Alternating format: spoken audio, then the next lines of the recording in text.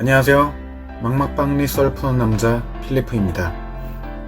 마지막 영상을 올리고 1년이 넘는 시간이 흘렀습니다. 코로나가 심해졌고 재택근무를 하기도 하고 경기가 어려워지면서 삶의 여유가 없어졌습니다. 그래서 댓글로 다음 이야기를 궁금해하시는 많은 분들이 계셨음에도 불구하고 영상을 올리지 못했습니다. 다들 잘 지내고 계신가요?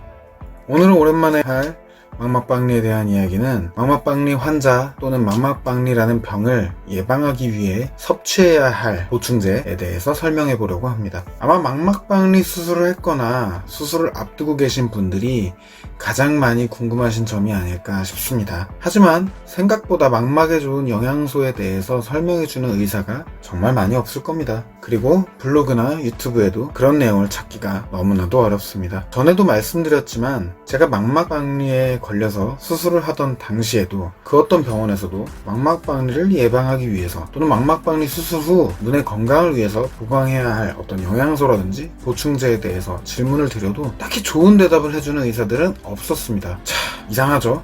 어쨌든 지금부터 망막 건강에 좋은 보충제에 대해서 제가 설명을 드리도록 하겠습니다. 망막 건강을 위해 필수적으로 섭취가 필요한 요소 1번 비타민입니다. 망막 박리의 원인이 되게 다양하죠. 외부의 충격 또는 눈이 원래 약해서 스트레스 이렇게 있는데 이 중 스트레스 얘기를 한번 해볼게요.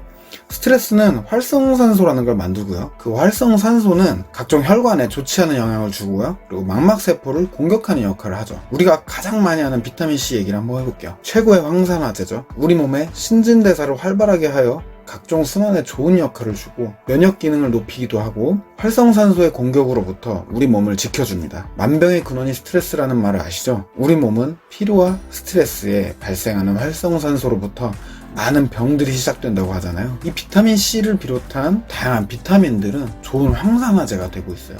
그래서 망막박리를 예방할 생각이 있다거나 망막박리 수술 후에 망막의 건강을 뭔가 내가 장기적으로 지켜가고 싶다라고 했을 때 이 비타민들을 꼼꼼히 잘 챙겨 드시는 게 좋고요. 그중 필수는 비타민 C고 참고로 비타민 E도 활성산소의 공격으로부터 망막세포를 보호한다고 합니다.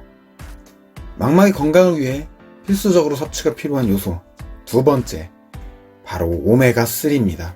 오메가3는 제가 지금 인터넷 뉴스나 블로그나 각종 자료를 찾아봤을 때도 아직까지도 정말 많은 오명을 받고 있는 물질인 것 같아요. 먹어도 효과가 없다는 논문이 일단 너무나도 많고 또 먹었을 때 약간 고역인 비린내가 나고 그리고 실제 먹었을 때 몸에 뭔가 좋아지는 요소를 못 느끼기 때문에 먹는 사람조차 좋아지는 거를 느끼기가 어려운 보충제고 그러다 보니까 그런 부정적인 논문들이 좀 더 공감을 많이 받고 있는 그런 부분인데요. 그럼에도 불구하고 오메가3는 정말 망막의 건강에 좋다고 제가 추천드릴 수 있습니다. 일단 오메가3의 성분은 망막의 세포를 구성하게 하는데 큰 도움을 줍니다. 망막 박리 환자이거나 망막 박리가 걸리기 쉬운 사람들의 특징은 망막이 약하다는 겁니다. 그럼 망막을 구성하는 세포를 튼튼하게 해줘야겠죠. 오메가3는 망막 세포의 구성 성분 그 자체입니다. 실제로 해외 논문 중에 오메가3를 고용량으로 6개월 이상 복용할 경우 손상된 망막에 굉장히 유의미한 변화가 있다는 결과가 나온 논문도 있습니다. 저 역시도 이 논문을 보고 실질적으로 하루의 섭취량에 초과하는 약간의 고용량의 오메가3를 섭취를 한 적이 있고요. 현재 굉장히 큰 만족감을 느끼고 있습니다. 추후 제가 이 논문은 링크를 올려드리도록 할게요. 한번 같이 읽어보도록 하고요. 또 망막박리 환자에게는 굉장히 많은 안약을 넣어야 되고요. 또 녹내장이 항상 이제 발생하기 굉장히 쉬운 상황이기 때문에 녹내장 약도 많이 넣죠. 그럼 눈에 안구건조증이 생겨요. 안구건조증이 생기면 눈이 간질간질하고 각막에 또 손상이 가고 그러다 보니까 또 손을 대게 되고 눈에 손을 대게 되면 또 안 좋은 병균이나 이런 것들이 염증을 일으켜서 또 망막박리를 재발시키기도 하죠. 그래서 안구건조증이 또 하나의 어떤 굉장히 큰 벽이죠. 근데 이 오메가3는 안구건조증을 해결해주는 역할을 합니다. 실제 저도 지금 고용량으로 오메가3를 먹고 난 후부터는 눈이 뻑뻑하거나 눈이 미친듯이 간지럽거나 하는 일이 정말 많이 줄어들었어요. 자, 마지막으로 오메가3는 혈관 건강에 굉장히 좋다고 하잖아요.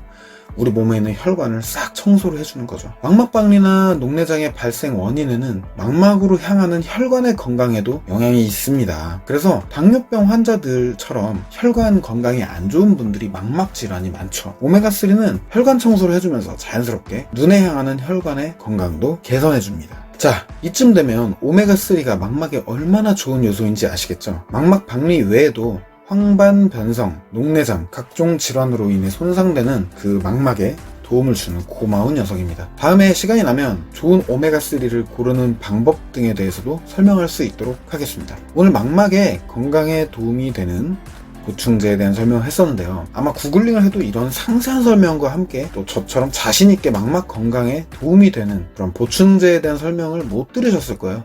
저는 이런 이유를 오랫동안 고민을 해봤어요. 왜 우리나라 의사들은 이런 이야기들을 해주지 않을까? 아니, 내가 못 만났을 수도 있죠.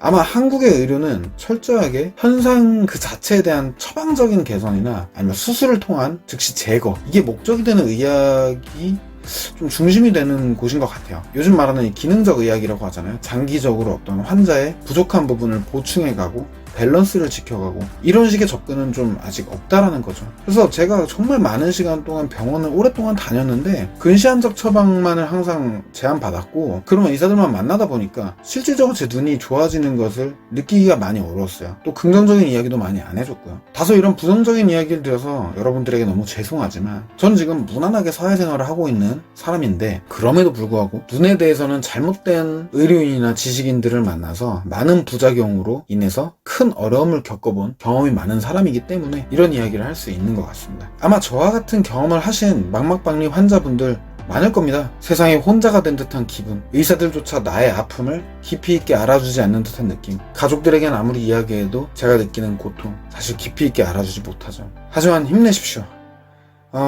그리고 제가 올린 이 작은 영상이 조금이라도 도움이 되었길 바라면서 마치겠습니다. 또 만나겠습니다. 감사합니다.